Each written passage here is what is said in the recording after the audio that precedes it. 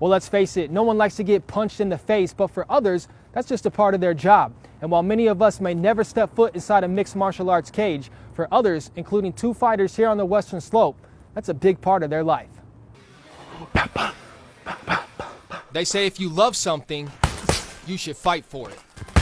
And tucked away in one section of this mixed martial arts gym is one man who loves to fight.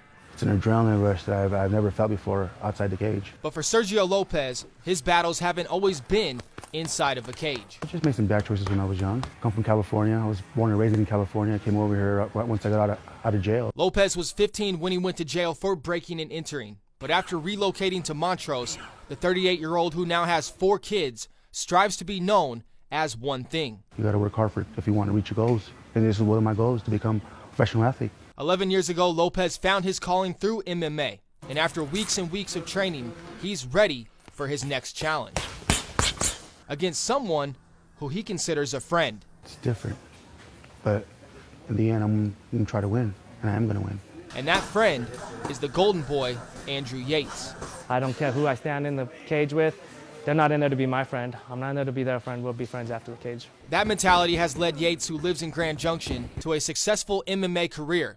A career that almost never left the ground. I was going to be a pit crew tire changer, but then I wanted to fight. Yates left NASCAR behind and stepped inside the ring at 18 years old, but only after being influenced by one man in particular.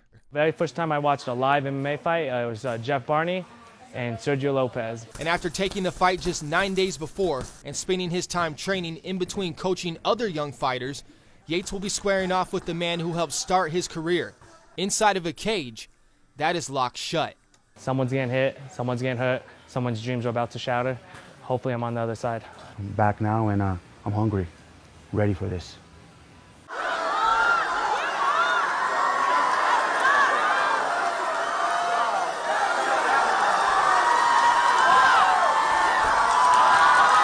It's intimidating. It is. You do get some butterflies, absolutely. I've been injured many times, had my arm broken, my nose broken, many times, many concussions.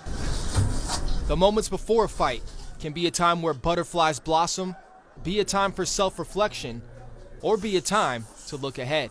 Just getting ready, getting in the zone, trying to picture the fight, imagine it. And one can only imagine what it's like to walk towards that cage in a sport that has brutalized so many. Andrew, the golden boy, Sergio, the Savage Lopez. You know, I was always do it. 2 guys in the cage, you know, stand-up war. I don't think about getting hurt. There's no, if you're thinking about getting hurt, you shouldn't be in the cage. You're thinking about doing the damage to the other guy, hurting the other guy. That's what I think about. 3 rounds of 3 minutes can break the average person, but Lopez and Yates managed to go the distance and then turn war into peace. Yates ended up winning the match by decision, but still wanted a bit more. I got the win. I should have got the knockout, but I played into his games. He started talking. Little my ego hurt. Little hurt all around, but proud of myself. More than all, I'm just proud of myself for getting in there and giving it one more shot. And while wounds eventually clear up and venues eventually clear out, the journey of a fighter doesn't end there, as both men will continue to fight for a title, fight for their family, and fight for competition, all because of the love they have for fighting.